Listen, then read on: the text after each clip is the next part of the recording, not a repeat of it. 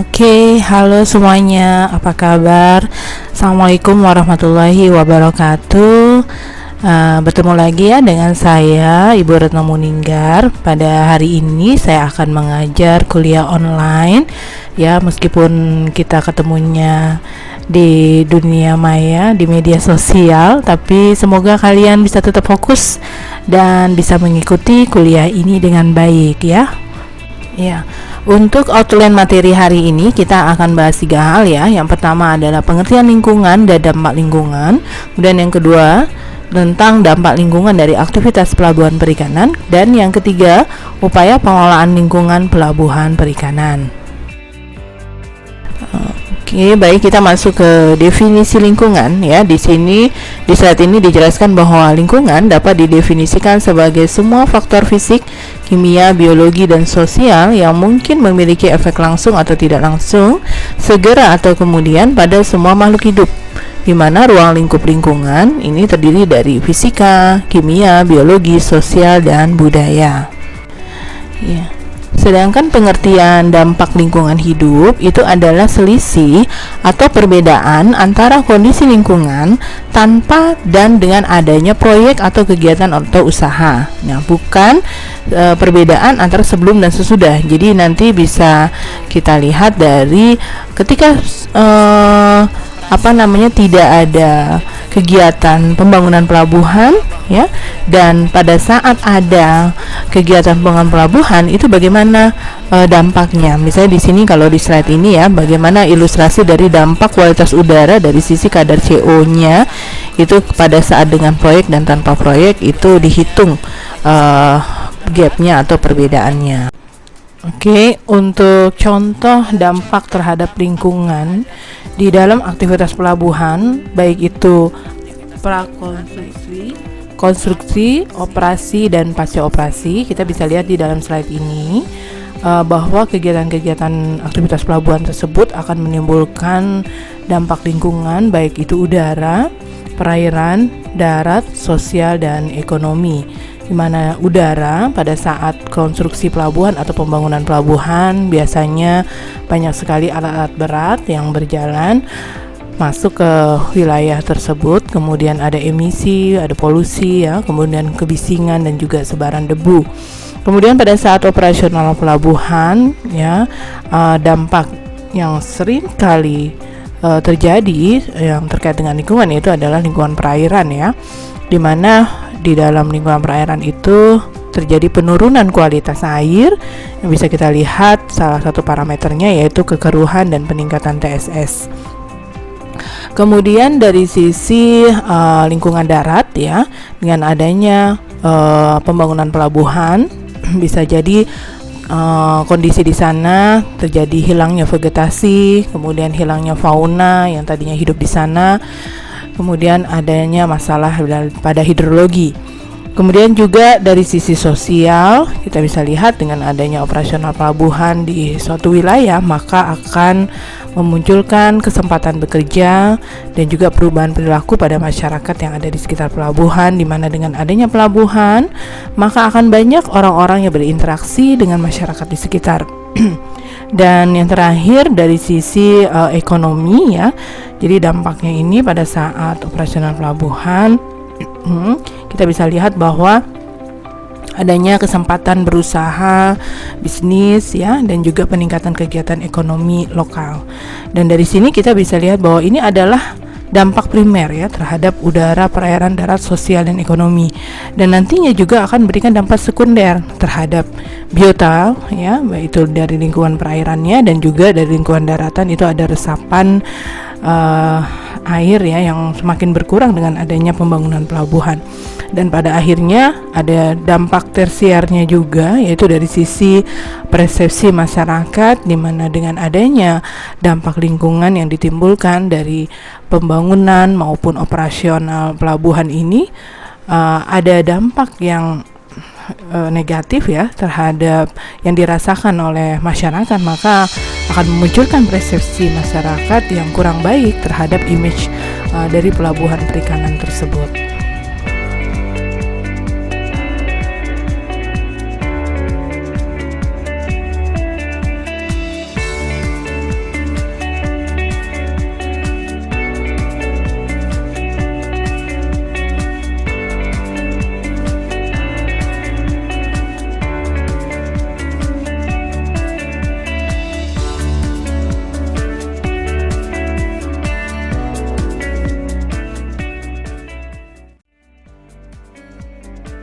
Oke, tadi kita sudah melihat ya bagaimana permasalahan lingkungan yang terjadi di Pelabuhan Perikanan Indonesia, dan sebenarnya permasalahan lingkungan tersebut tidak hanya terjadi di Indonesia tapi juga di berbagai pelabuhan negara-negara lain. Namun di sini kita akan membahas bagaimana pelabuhan di negara lain menyikapi isu-isu lingkungan tersebut. Upaya-upaya negara lain dalam menyikapi isu lingkungan, baik khususnya di pelabuhan mereka, yaitu ada beberapa sistem yang mereka lakukan, sistem manajemen lingkungan, yaitu ada yang namanya Green Port. Itu biasanya diberlakukan pada pelabuhan-pelabuhan di Amerika, kemudian EcoPort untuk pelabuhan-pelabuhan di Uni Eropa, termasuk juga AgriPort, EMS4 Port. Itu semua juga dilakukan di negara-negara Uni Eropa. Baik, untuk ESPO EcoPort ya, sebenarnya EcoPort adalah sebuah inisiasi environmental ya, jadi inisiasi lingkungan yang dilakukan oleh sektor pelabuhan di negara-negara Uni Eropa, di mana mereka melakukan sistem EcoPort ini, sistem manajemen lingkungan ini sejak tahun 1997 dan terintegrasi ke dalam lembaga atau organisasi ESPO atau European Seaport Organization tahun 2011, di mana ESPO EcoPort ini adalah melakukan berbagai macam program-program untuk mengelola lingkungan di sektor pelabuhan Uni Eropa. Untuk selanjutnya di slide berikutnya dijelaskan ada 10 prioritas lingkungan pelabuhan di Uni Eropa pada tahun 2019, di mana hasil ini adalah merupakan hasil dari survei yang dilakukan oleh ESPO atau European Seaport Organization terhadap sejumlah pelabuhan yang menjadi anggota ESPO tentang apa sih yang menjadi prioritas lingkungan dalam pengelolaan pelabuhan mereka. Dari slide ini bisa kita lihat bahwa prioritas pertama bagi pelabuhan-pelabuhan Uni Eropa, mereka memprioritaskan air quality. Jadi kualitas udara itu menjadi prioritas pertama mereka ya. Kemudian yang kedua adalah energy consumption. Yang ketiga adalah climate change ya. Yang keempat ada noise ya, kebisingan. Itu menjadi perhatian mereka ya, bagaimana supaya pelabuhan itu tidak menimbulkan dampak berupa kebisingan ya, suara, polusi suara terhadap masyarakat di sekitar. Kemudian juga relationship with the local community, bagaimana hubungan yang baik dengan masyarakat di sekitar pelabuhan, itu menjadi prioritas mereka juga. Kemudian prioritas yang keenam adalah ship waste ya, limbah yang dikeluarkan dari kapal. Kemudian garbage or port waste ya, sampah atau limbah yang dihasilkan dari aktivitas pelabuhan. Kemudian kita lihat ini menariknya di nomor ke-8 itu port development. Jadi pengembangan pelabuhan yang memang membutuhkan land atau daratan yang lebih luas lagi, itu menjadi prioritas yang tidak utama lagi bagi mereka. Jadi mereka bagaimana caranya memanfaatkan lahan yang ada dengan mengurangi dampak lingkungan yang dihasilkan ya. Kemudian yang ke-9 ada dredging operation atau operasi pengerukan. Kemudian yang terakhir adalah water quality, di mana kita lihat di negara-negara Uni Eropa kualitas air itu sudah bukan lagi menjadi prioritas utama, bahkan prioritas yang paling akhir ya, yang ke-10. Ini menunjukkan bahwa air di sana sudah memenuhi standar kesehatan dan keamanan, baik untuk kegiatan-kegiatan pelabuhan maupun untuk manusia gitu.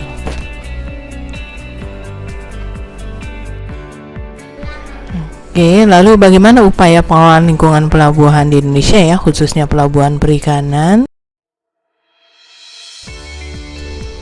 Upaya pengelolaan lingkungan yang bersifat preventif sebenarnya sudah diberlakukan di negara kita ya, berupa kebijakan penyusunan dokumen AMDAL atau analisis mengenai dampak lingkungan. Jadi dokumen ini harus disusun oleh pengembang atau orang yang ingin melakukan sebuah proyek, di mana proyek tersebut adalah proyek yang berdampak penting terhadap lingkungan hidup dan dilakukan pada saat prakonstruksi.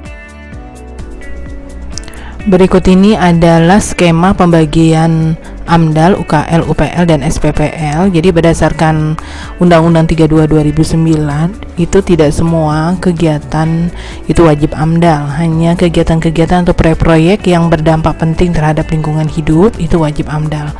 Kemudian untuk proyek yang tidak berdampak penting terhadap lingkungan hidup itu hanya wajib menyusun UKL, UPL. Ya, UKL, UPL itu upaya pengelolaan lingkungan dan upaya pemantauan lingkungan. Nah, kemudian bagi kegiatan yang ada di bawahnya yang tidak wajib UKL, UPL dan dia juga tidak berdampak penting, serta kegiatan tersebut biasanya adalah kegiatan usaha mikro dan kecil seperti pembangunan warung, toko, ya, yang bentuknya ada usaha kecil, maka dia hanya wajib menyusun SPPL atau surat pernyataan pengelolaan lingkungan.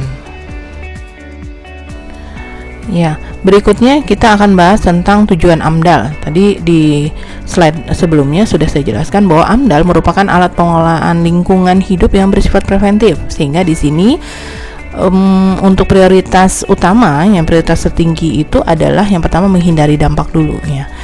Di sini ada beberapa pertanyaan yang harus dijawab. Apakah proyek tersebut dibutuhkan? Apakah proyek tersebut harus dilakukan saat ini? Apakah ada alternatif lokasi?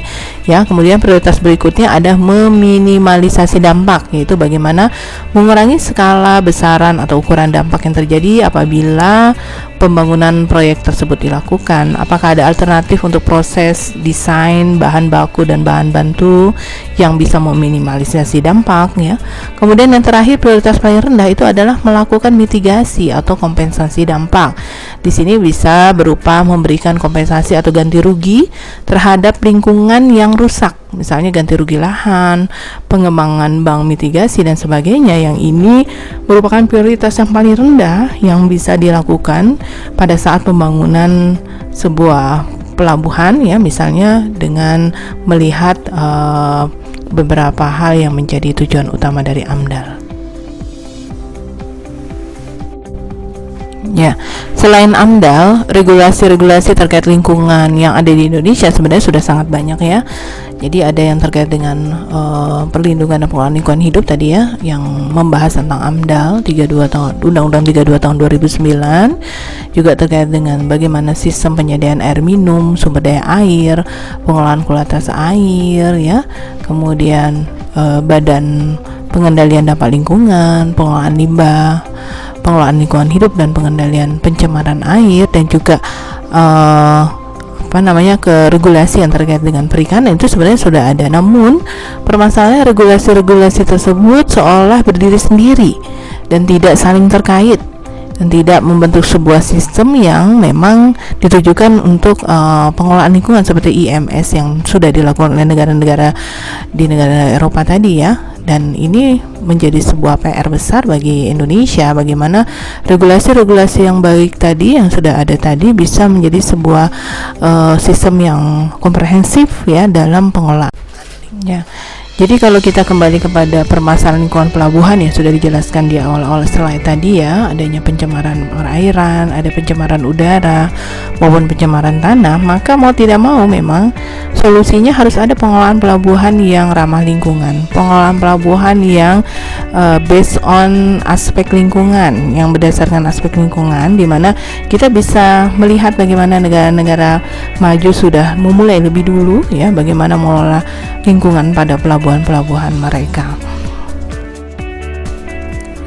Ya, terkait dengan pengelolaan lingkungan berbasis pengelolaan pelabuhan berbasis lingkungan, ya, tadi kalau kita pelajari dari apa yang sudah dilakukan oleh negara-negara maju, ya, sebenarnya Indonesia seharusnya sudah memiliki yang namanya ecofishing port atau sistem manajemen lingkungan untuk pelabuhan perikanan, ya.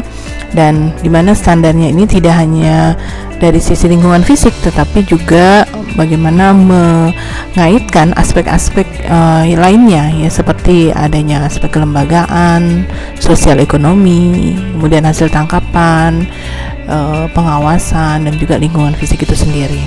Jadi di sini adalah ini salah satu hasil dari riset saya pada saat disertasi, penyusunan disertasi.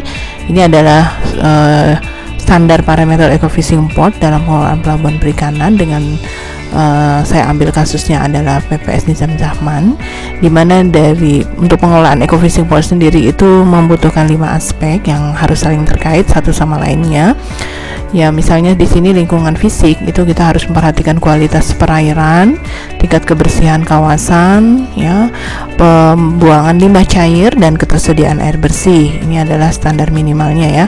Kemudian untuk kelembagaan harus ada koordinasi antar pengelola kawasan, karena memang permasalahan lingkungan bukan permasalahan satu sektor, tetapi dia harus bekerja sama ya. Penyelesaiannya itu harus ada kerjasama antar sektor-sektor atau antar lembaga yang berkepentingan. Kemudian dari sisi sosial ekonomi harus ada penyerapan tenaga kerja dan persepsi pengguna.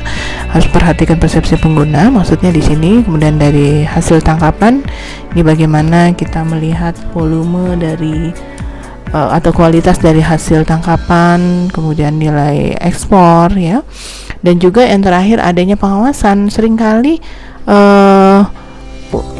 kebijakan itu tidak bisa berjalan dengan baik karena tidak ada kepatuhan pada regulasi, tidak ada penegakan hukum. Maka di sini sangat penting ketika memang kebijakan Ecofishing Port atau IMS, Environmental Management System, ini bisa diterapkan di pelabuhan-pelabuhan Indonesia, maka diharapkan ada kontrol, ada pengawasan yang terus-menerus dari instansi-instansi yang terkait ya, supaya kebijakan ini bisa terus berjalan dan ada sistem reward and punishment ya untuk penegakan hukum, sehingga aturan-aturan yang sudah dibuat tadi bisa dijalankan dengan baik. Seperti itu.